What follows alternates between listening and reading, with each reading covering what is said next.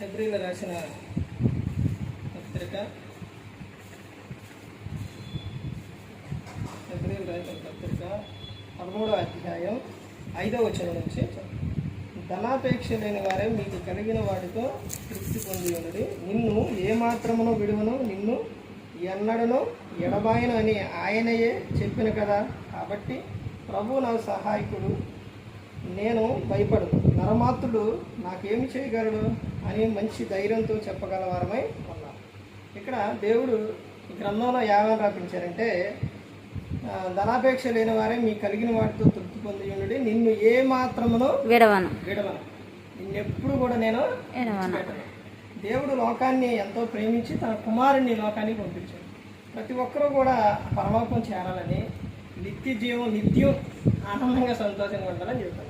దేవుడు ఏమని చెప్తున్నాడు, నిన్ను విడవను, నిన్ను ఎడబాయను అని ఆయనే చెప్పిన కదా. కాబట్టి ప్రభు నాకు సహాయుడు, ప్రభు మనకే సహాయుడు.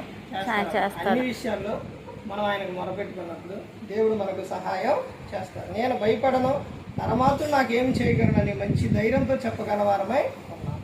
దేవుడే మన పక్కన ఉన్నప్పుడు, దేవుడే మనకు సహాయం చేస్తున్నప్పుడు నరమాత్రుడు. ఇది దేవుడు చెబుతున్న విషయం ఏంటంటే, ప్రభు ఆయన ఎప్పుడు కూడా ఏమని చెప్తారంటే, నువ్వు ధైర్యంగా ఉండు, దిగులు పడదు. అంటే గన్నంలో ఉన్న వారికి కూడా చెబుతున్న విషయం అదే.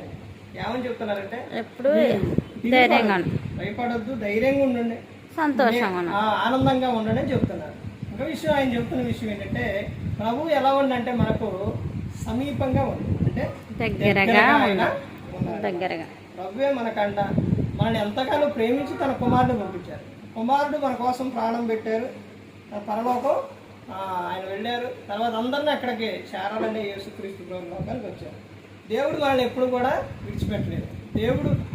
దేవుడు మనల్ని పుట్టించిండు, కుమారుడు మన కోసం ప్రాణం పెట్టిండు, పరిశుద్ధాత్మ నిత్యం కూడా నడిపిస్తూ ఉన్నాడు. ఆయన వాళ్ళని ఎప్పుడు కూడా ప్రేమిస్తూనే ఉంటాడు. ఆ ప్రేమ యందు మనం ఎప్పుడు కూడా నిలిచి